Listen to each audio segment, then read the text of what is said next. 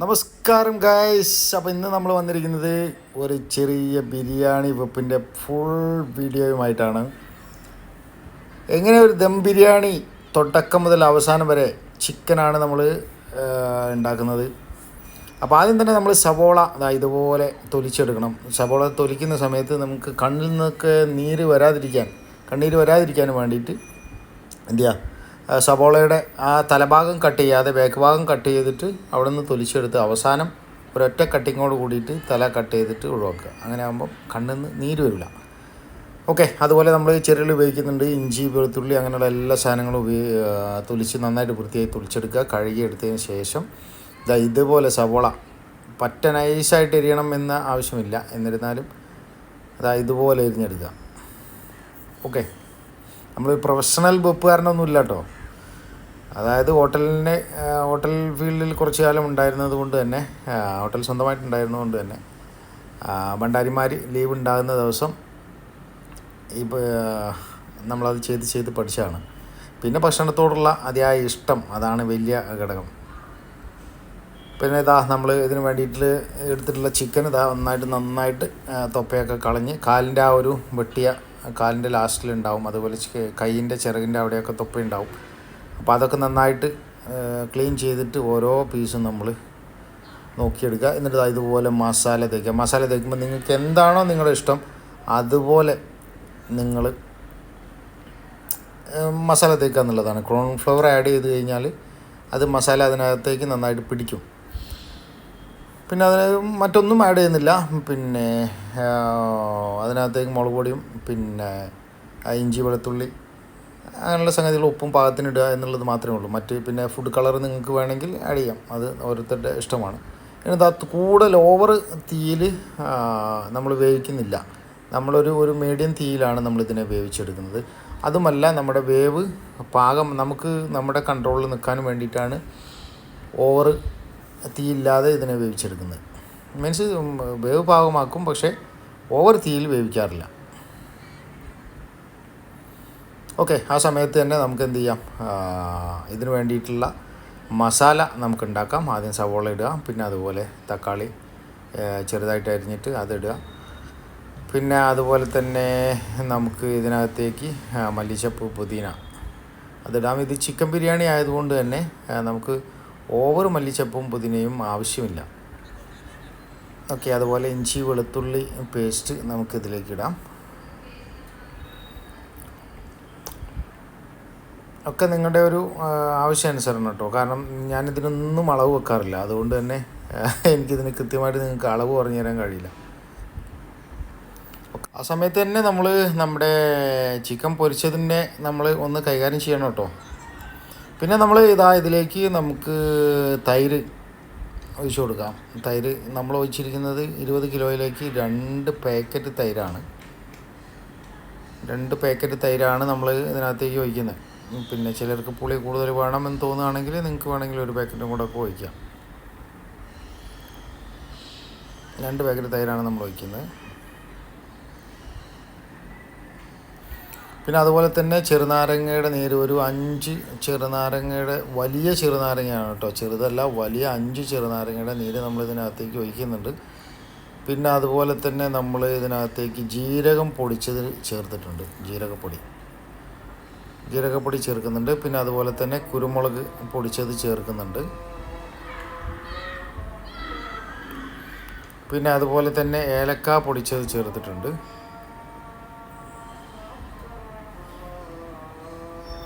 നമ്മുടെ ഗരം മസാലയുടെ മിക്സിൽ ഏലക്ക പൊടിച്ചതുണ്ട്, എന്നിരുന്നാൽ തന്നെ നമ്മൾ കുറച്ചും കൂടെ അഡീഷണലായിട്ട് ഏലക്കയും ജീരകവും പൊടിച്ചത് നമ്മൾ ഇതിനകത്തേക്ക് എക്സ്ട്രാ ചേർക്കുകയാണ് കേട്ടോ. പിന്നെ അതുപോലെ തന്നെ നമ്മൾ ഇതിനകത്തേക്ക് 1 പാക്കറ്റ് ഓയിൽ ഒഴിച്ചിട്ടുണ്ട്.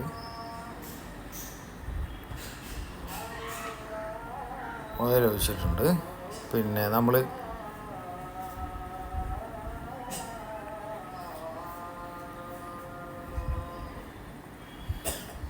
നമ്മൾ ഈ ചെറു തീയിൽ ചിക്കൻ പൊരിക്കാനിടുന്നത് തന്നെ നമ്മുടെ ഈ പണികളും നടക്കുമ്പം ചിക്കൻ അവിടെ കരിഞ്ഞു പോകാതിരിക്കാനും വേണ്ടിയിട്ടാണ്.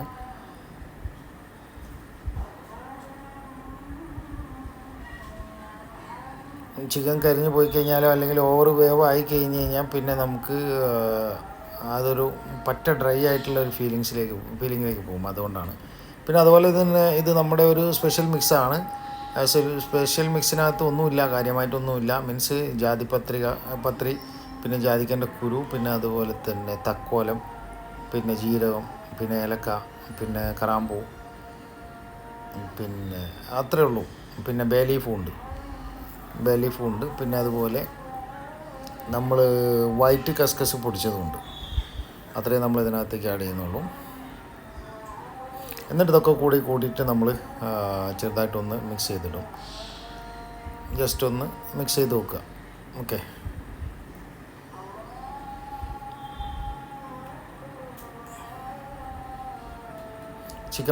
ചിക്കന് വേണ്ടിയിട്ടുള്ള മസാല തയ്യാറാക്കുന്നതായതുകൊണ്ട് ഓവർ പുളി നമ്മൾ ഇതിനകത്തേക്ക് ഒഴിക്കുന്നില്ല. പിന്നെ അതുപോലെ നമ്മൾ ആവശ്യത്തിനുള്ള ഉപ്പ് ഇടുക. പിന്നെ അതുപോലെ ഇതിനകത്തേക്ക് മഞ്ഞൾപ്പൊടിയും ഇടണം. ഇതിനകത്തേക്ക് നമ്മൾ മഞ്ഞൾപ്പൊടിയും കൂടെ ആഡ് ചെയ്തിട്ടാണ് ഇത് നന്നായിട്ട് മിക്സ് ചെയ്യുക. കൈകൊണ്ട് നിങ്ങൾക്ക് അതിൽ നിന്നും ഒരു നീര് ഇറങ്ങി വരണം. അതിൽ നിന്നും നമ്മൾ ഇത് മൊത്തം മിക്സ് ചെയ്ത് കഴിയുമ്പം നമുക്കിതിനകത്തേക്ക് ഒരു നീര്, ഇതിൻ്റെ എല്ലാം കൂടെ ആകെ മൊത്തം ടോട്ടലായിട്ട് നമുക്കൊരു നീര് ഇറങ്ങി വരണം. അതുവരെ നിങ്ങൾ എന്ത് ചെയ്യണം, നിർബന്ധമായിട്ട് ഇതുപോലെ ഉടച്ച് പിഴിഞ്ഞെടുക്കണം. ഓക്കെ. ഇത് നമ്മളൊരു പഴയകാല ദം ബിരിയാണിയുടെ ഒരു സ്റ്റൈലാണ് വെക്കുന്നത്. എന്നിട്ട് നിങ്ങൾക്ക് എന്ത് ചെയ്യാം, വേണമെങ്കിൽ ഇതൊന്ന് പിഴിഞ്ഞൊന്ന് ടേസ്റ്റ് ചെയ്ത് നോക്കാം.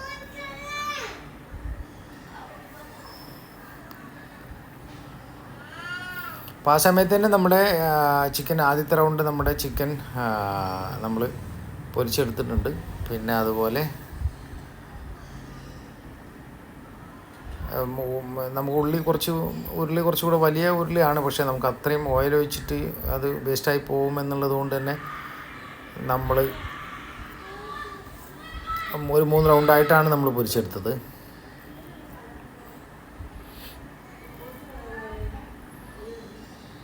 ചിക്കൻ ഇതുപോലെ തീ കുറച്ചിടണം കേട്ടോ. ചിക്കനിലേക്ക് എണ്ണയിലേക്ക് നമ്മൾ ചിക്കൻ ഇടുന്ന സമയത്ത് തീ ഒന്ന് കുറച്ചിട്ടുണ്ട്. എന്താണെന്ന് വെച്ച് കഴിഞ്ഞാൽ നമ്മൾ ഇടുന്ന സമയത്ത് ഇത് ചൂടുള്ള എണ്ണയല്ലേ, അപ്പം നമ്മുടെ കയ്യിലേക്ക് ഇതാവണ്ട. പിന്നെ നമ്മളിത് ചിക്കൻ പൊരിച്ചെടുത്തത് വെളിച്ചെണ്ണയിലാണ് കേട്ടോ.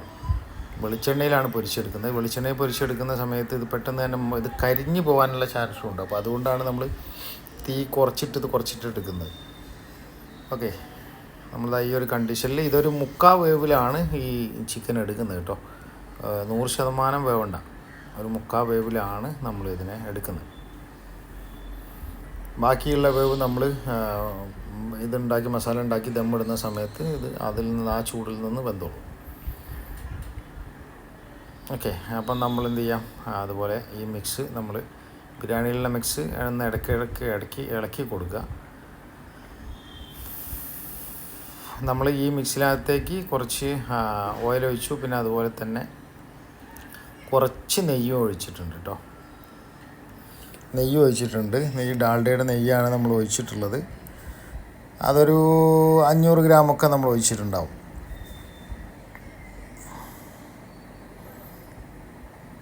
ഓക്കെ. പിന്നെ അതുപോലെ തന്നെ നമ്മൾ ചിക്കൻ പൊരിച്ചിട്ടുള്ള ആ ഒരു വെളിച്ചെണ്ണ അതും നമ്മൾ അത് മുഴുവനായിട്ട് ഒഴിച്ചിട്ടില്ല. അതിൻ്റെ കുറച്ച് ഭാഗം നമ്മൾ ഈ ഒരു മസാലയിലേക്ക് നമ്മൾ ആഡ് ചെയ്തിട്ടുണ്ട്. എന്നിട്ട് എന്ത് ചെയ്യുക, ഈ മസാല ഏകദേശം വെന്തു എന്ന് ഉറപ്പ് ഏകദേശം സവോളക്ക് നല്ല വേവുണ്ടാവും. അപ്പോൾ നമ്മൾ ഏകദേശം സവോള വെന്ത് കഴിഞ്ഞതിന് ശേഷമാണ് നമ്മൾ ഇതിനകത്തേക്ക് ചിക്കൻ ആഡ് ചെയ്ത് കൊടുക്കുക. എന്നിട്ട് പതുക്കെ ഇളക്കാവും. ഓവറായിട്ട് വാശി പിടിച്ച് ഇളക്കരുത്. ഇളക്കി കഴിഞ്ഞാൽ ചിക്കൻ പൊരിച്ചതാണെങ്കിൽ കൂടി ചിക്കൻ ഉടഞ്ഞു പോകും. ഓക്കെ. പിന്നെ നമ്മുടെ ഒരു പതിവ് സിസ്റ്റമാണ് എല്ലാവർക്കും ഒന്ന് ടെസ്റ്റ് ചെയ്യാൻ കൊടുക്കുക. കാരണം നമ്മുടെ ആ ഒരു ടേസ്റ്റ് ആയിരിക്കില്ലല്ലോ ചിലപ്പം സത്യം ശരിയെന്നുള്ളത്. അപ്പോൾ അത് എല്ലാവർക്കും ടെസ്റ്റ് ചെയ്താൽ കൊടുക്കുക എന്നുള്ളത് നമ്മളൊരു സ്ഥിരം സ്വഭാവമാണ്. നമ്മൾ പ്രൊഫഷണൽ വെപ്പുകാരനല്ല കേട്ടോ, നമ്മൾ ആദ്യമേ പറഞ്ഞു. പക്ഷേ എന്നിരുന്നാലും നമ്മൾ ഹോട്ടലിലാണ് സമയത്തും നമ്മുടെ സ്റ്റാഫ്സിനൊക്കെ നമ്മൾ അതൊന്ന് ടേസ്റ്റ് ചെയ്യാൻ കൊടുക്കും. അപ്പോൾ അത് നമ്മളെല്ലായിടത്തും നമ്മളത് ഫോളോ ചെയ്യും. ഓക്കെ. അപ്പോൾ നമ്മൾ അതുപോലെ തന്നെ ചോറിന് വേണ്ടിയിട്ട് നമ്മൾ വെള്ളം ഇട്ടു. ഡബിളാണ് നമ്മൾ വെക്കുന്ന അരി എന്ന് പറയുന്നത് 3 മാൻ റോസാണ്. ഏറ്റവും ടോപ്പ് അരിയാണ് നമ്മൾ വെക്കുന്നത്. അപ്പോൾ അതിൽ നമ്മൾ അതിന് വേണ്ടിയിട്ട് നമ്മൾ ചോറ് നല്ല കുറച്ച് ടേസ്റ്റി ആക്കുന്നതിന് വേണ്ടിയിട്ട് നമ്മൾ ചോറ് നേരെ ഡബിൾ വെള്ളമാണ് എടുക്കുന്നത്. അതിലേക്ക് നമ്മൾ ഉപ്പ്, പിന്നെ അതുപോലെ തന്നെ പൈനാപ്പിൾ, പിന്നെ ക്യാരറ്റ്, പിന്നെ നിങ്ങൾക്ക് വേണമെങ്കിൽ ഗ്രീൻ പീസ് തലേന്ന് വെള്ളത്തിലിട്ട് വെച്ചിട്ടുണ്ടെങ്കിൽ അത് വേണമെങ്കിൽ നിങ്ങൾക്ക് ആഡ് ചെയ്യാം. പിന്നെ അതുപോലെ തന്നെ ചോറിലേക്ക് നമ്മൾ കുറച്ച് ഓയിൽ ഒഴിച്ചു. പിന്നെ അതുപോലെ തന്നെ കുറച്ച് നെയ്യും നമ്മൾ ഒഴിച്ചിട്ടുണ്ട്. പിന്നെ നമ്മൾ തക്കാളി, പച്ചമുളക് ഒക്കെ നമ്മൾ ചോറിൽ കുറച്ച് ആഡ് ചെയ്തിട്ടുണ്ട്. പിന്നെ അതുപോലെ തന്നെ ഉപ്പ് പാകത്തിന് ആക്കിയിട്ടിടുക കേട്ടോ. ഉപ്പ് ഒരല്പം വെള്ളത്തിൽ നിന്ന് ഒരല്പം നമുക്ക് ഉപ്പിൻ്റെ ടേസ്റ്റ് കിട്ടുന്ന രീതിയിലാണ് നമ്മൾ ചെയ്യുന്നത്. ചോറ് അരിക്കും കൂടെയുള്ള ഉപ്പാണ് നമ്മൾ ഇടുന്നത്. ഓക്കെ. അപ്പോൾ ഇരട്ടി വെള്ളം എടുത്തു. നന്നായി തിളച്ചതിന് ശേഷം എന്ത് ചെയ്യുക, നമുക്ക് അരി ഇടുക. അരി നന്നായിട്ട് കഴുകി ആറി വെച്ചതാണ് കേട്ടോ. നമുക്ക് കഴുകി വെള്ളം വാരാനും വേണ്ടിയിട്ട് മാറ്റി വെച്ചതിന് ശേഷം ഒരു അരമണിക്കൂർ കഴിഞ്ഞതിന് ശേഷമാണ് നമ്മൾ ഇത് അരി ഇതിനകത്തേക്ക് ഇടുന്നത്. വെള്ളം നന്നായിട്ട് വാർന്നു പോയതിന് ശേഷം. ഓക്കെ. പിന്നെ ഇതാ ഇതുപോലെ നമ്മൾ നമ്മുടെ ചോറിൻ്റെ അരിയുടെ കടി വിട്ടതിന് ശേഷമാണ് എടുക്കുന്നത്. അതാണ് അതിൻ്റെ പാകം കേട്ടോ. അതാണ് അതിൻ്റെ ആ ഒരു രീതി വരുന്നത്. മീൻസ്